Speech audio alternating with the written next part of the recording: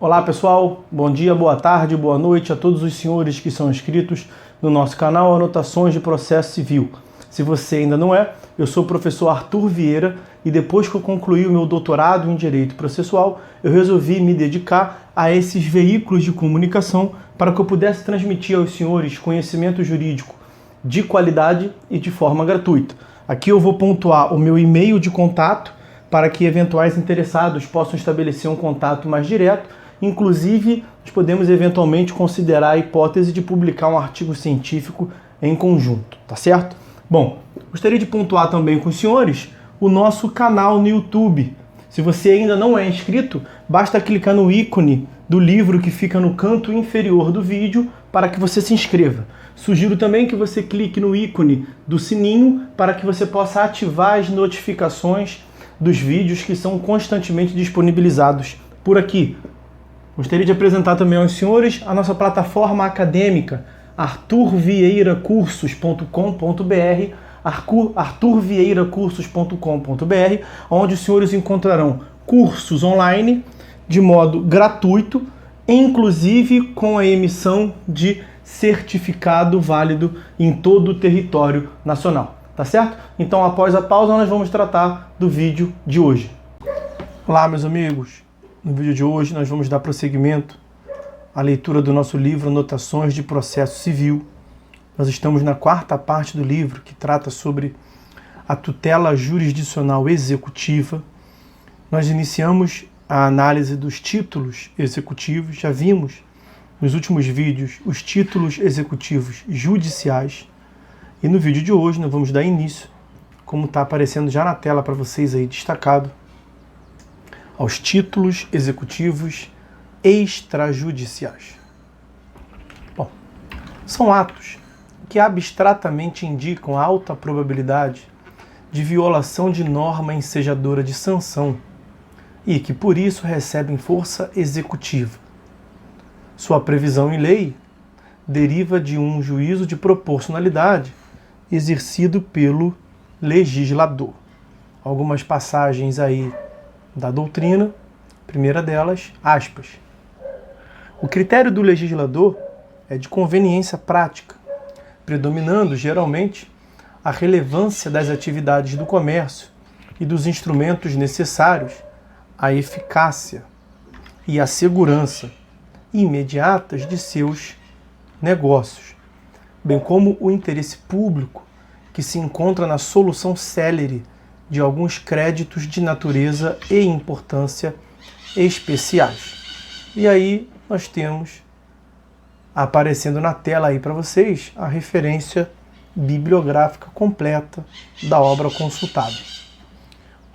Próxima citação doutrinária é essa aqui. Aspas, como se sabe, o título extrajudicial prescinde de prévia ação de conhecimento, ensejando diretamente a ação de execução. Conquanto a lei confira eficácia executiva a tais títulos extrajudiciais, é certo que os mesmos não foram submetidos ao crivo prévio do Poder Judiciário, daí porque a lei lhes confere regime jurídico distinto dos títulos executivos judiciais, especialmente no que respeita às matérias de defesa do executado, que são mais amplas. A referência bibliográfica dessa segunda parte está aparecendo agora aí na tela para os senhores. Bom, feita essa pequena introdução quanto aos títulos executivos extrajudiciais, vamos dar início, portanto, à análise dos títulos executivos extrajudiciais em espécie, cada um deles previstos no CPC, né? Porque ali não tem todos, nós falaremos sobre isso. Bom, primeiro deles, a letra de câmbio, a nota promissória, a duplicata, a debênture e o cheque. São espécies de títulos de crédito, objeto de estudo do direito empresarial. Pertence ao direito material a regulamentação dos modos de criar e formalizar esses títulos, bem como de fixar a responsabilidade e as obrigações deles decorrentes. Primeira passagem doutrinária que eu vou indicar para os senhores. Aspas. Letra de câmbio é ordem de pagamento à vista ou a prazo que alguém, o sacador, dirige a outrem, o sacado, para pagar a terceiro, beneficiário da ordem. Também possui rigorosos requisitos de forma e é circulável por endosso. Mas, para que o beneficiário possa exigir o crédito do sacado, o sacado, tem de aceitar o título. Diferentemente da duplicata, tal aceite não é obrigatório, de modo que, com a recusa, o protesto do título não vai ter o condão de torná-lo exigível frente ao sacado. O protesto, quando a letra de câmbio não tiver cláusula que o dispense, servirá apenas para o exercício do direito de regresso diante do sacador, eventuais endossadores e avalistas. Esses aspectos e outros da disciplina de direito material da letra de câmbio estão estabelecidos fundamentalmente na Lei Uniforme de Genebra, em vigor no Brasil por força do Decreto 57663 de 66. Vide especialmente os artigos 43 e seguintes desse diploma legislativo. A referência bibliográfica completa da obra consultada está agora aí destacado na tela para os senhores. Agora vamos apresentar dois enunciados de súmula predominante, uma do STF e a outra do STJ. Súmula 387 do STF. A cambial emitida ou aceita com omissões ou em branco pode ser completada pelo credor de boa-fé antes da cobrança ou do protesto. Súmula de número 60 do STJ. É nula a obrigação cambial assumida por procurador do mutuário vinculado ao mutuante, no exclusivo interesse deste. Uma próxima referência bibliográfica aqui para os senhores. Também a nota promissória tem sua disciplina geral na Lei Uniforme de Genebra, especialmente os artigos 75 a 78. Trata-se de promessa de pagamento emitida diretamente pelo devedor, de modo que sua força executiva perante este, o devedor, e eventual avalista independe de protesto.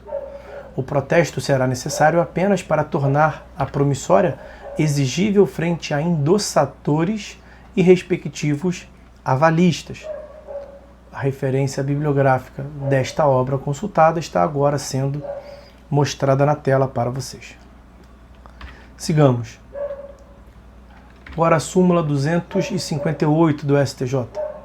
A nota promissória vinculada a contrato de abertura de crédito não goza de autonomia em razão da sua iliquidez do título que a originou. Aqui temos uma referência jurisprudencial, um julgado do STJ. A nota promissória é título executivo extrajudicial, mesmo que vinculada à renegociação de dívida oriunda de contrato de abertura de crédito em conta corrente. Próxima referência, também jurisprudencial. Em execução baseada unicamente no título cambiário, nota promissória, não se poderá exigir do devedor senão o adimplemento das obrigações cambiariamente assumidas.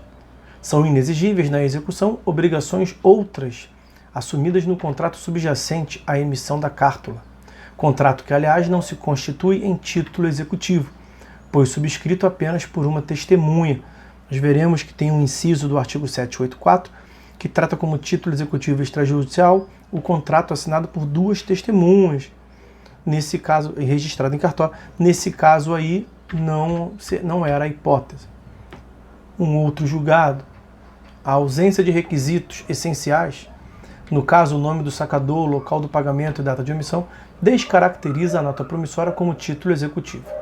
Estando o acórdão recorrido em harmonia com a jurisprudência desta Corte, incide o óbice contido na súmula de número 83 do STJ, aplicável também no caso da linha A. Bom, tem outros julgados. Bom, agora não, agora é uma referência bibliográfica, vamos vê-la. O que a doutrina fala a respeito da duplicata? Aspas. A duplicata é título de crédito formal e circulante por endosso, sacado pelo vendedor ou prestador do serviço contra o adquirente, no valor devido pela venda ou prestação do serviço. Sua disciplina geral consta da Lei 5.474 de 1968. Para que funcione como título executivo, precisa estar aceita pelo sacado, artigo 15, inciso 1º desta lei. Se não aceita, para ter força executiva, em primeiro lugar, deverá estar protestada. Em segundo lugar, deverá estar acompanhada do comprovante de entrega do produto ou da efetiva prestação do serviço, bem como, nesse segundo caso, do vínculo contratual que a autorizou. E, em terceiro lugar, não poderá ter havido recusa de aceite, pelos meios e nas condições legalmente previstas. Inciso 2º do artigo 15 é que trata dessa possibilidade de recusa. Súmula 248 do STJ. Comprovada a prestação dos serviços, a duplicata não aceita, mas protestada, é título hábil para instruir pedido de falência. Agora uma referência jurisprudencial. Para valer como título hábil a instauração do processo executivo, a duplicata deve conter, em primeiro lugar, o aceite do devedor. A sua falta, ainda assim, poderia ser tida como título executivo extrajudicial, desde que protestada venha acompanhada de documento que comprove a efetiva prestação de serviços e o vínculo contratual que o autorizou. Aqui uma outra referência também jurisprudencial, remeto os senhores à leitura, os interessados podem dar pause no vídeo para tomar as considerações. Vamos agora falar das debêntures. As debêntures são títulos de crédito emitidos em série por sociedades anônimas, a fim de obter empréstimo junto ao público. Sua disciplina básica consta dos artigos 52 a 74 da Lei das S.A.s, que é a Lei 6.404 de 1976. O Código Civil, cujo livro 2º da parte especial regula o direito de empresa, não alterou a sistemática das debêntures, pois seu artigo 1089 expressamente remete a matéria à lei especial. A emissão das debêntures será previamente aprovada por Assembleia Geral da Sociedade, como se vê do artigo 59 da Lei das S.A.s, e formalizada em escritura pública ou particular. O documento comprobatório do título executivo será o certificado de debênture ou seu depósito. Jamais a escritura de emissão. A força executiva da debênture independe de protesto. A referência bibliográfica está sendo mostrada agora na tela para vocês. Bom, agora uma referência jurisprudencial.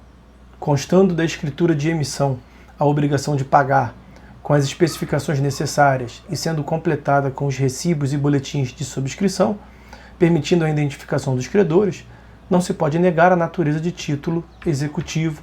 Está aí a referência do julgado para vocês. Vamos agora falar do cheque, uma referência bibliográfica. Aspas. O cheque igualmente independe de protesto ou outras formas ou outras formalidades para que sirva de título executivo perante o emitente e o seu avalista.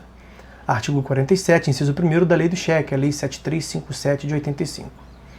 Já contra os endossantes e seus avalistas, poderá ser promovida a execução se o cheque apresentado em tempo hábil e a recusa de pagamento é comprovada pelo protesto ou por declaração do sacado, escrita e datada sobre o cheque, com indicação do dia da apresentação, ou ainda por declaração escrita e datada por Câmara de Compensação, inciso 2º do artigo 47 da Lei do Cheque, Lei 7357 de 85.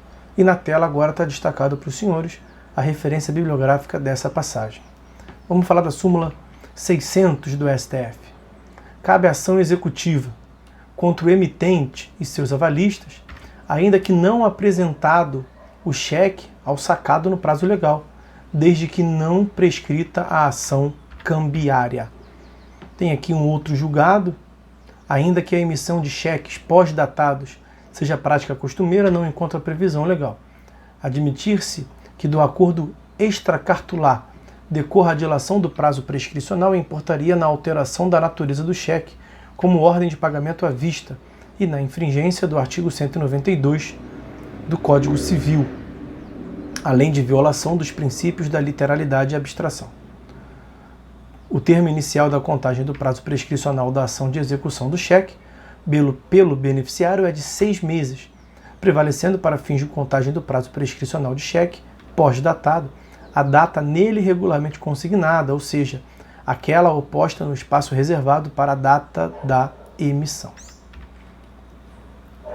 Última referência que nós faremos sobre esse inciso, O cheque é a ordem de pagamento à vista, sendo de 6 meses o lapso prescricional para a execução após o prazo de apresentação, que é de 30 dias, a contar da emissão. Se da mesma praça, ou de 60 dias, também a contar da emissão, se consta do título como sacado em praça diversa, isto é, em município distinto daquele em que se situa a agência pagadora. Prescrito o prazo para execução do cheque, o artigo 61 da Lei do Cheque prevê, no prazo de 2 anos a contar da prescrição, a possibilidade de ajuizamento da ação de locupletamento ilícito, que por ostentar natureza cambial, prescinde da descrição do negócio jurídico subjacente.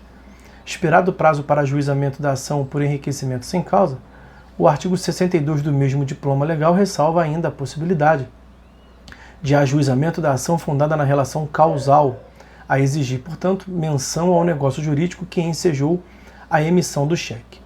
A jurisprudência desta Corte, no caso do STJ, admite também o ajuizamento de ação monitória, súmula 299 do STJ, com base em cheque prescrito, sem necessidade de descrição da causa debende, reconhecendo que a cártula satisfaz a exigência da prova escrita sem eficácia de título executivo.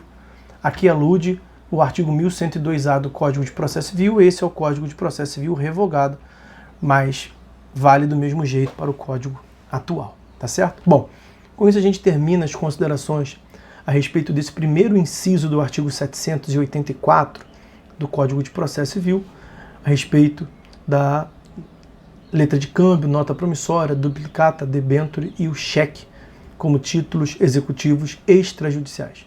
Então, meus amigos, era isso que tínhamos para falar por hora. Fiquem todos com Deus e até a próxima.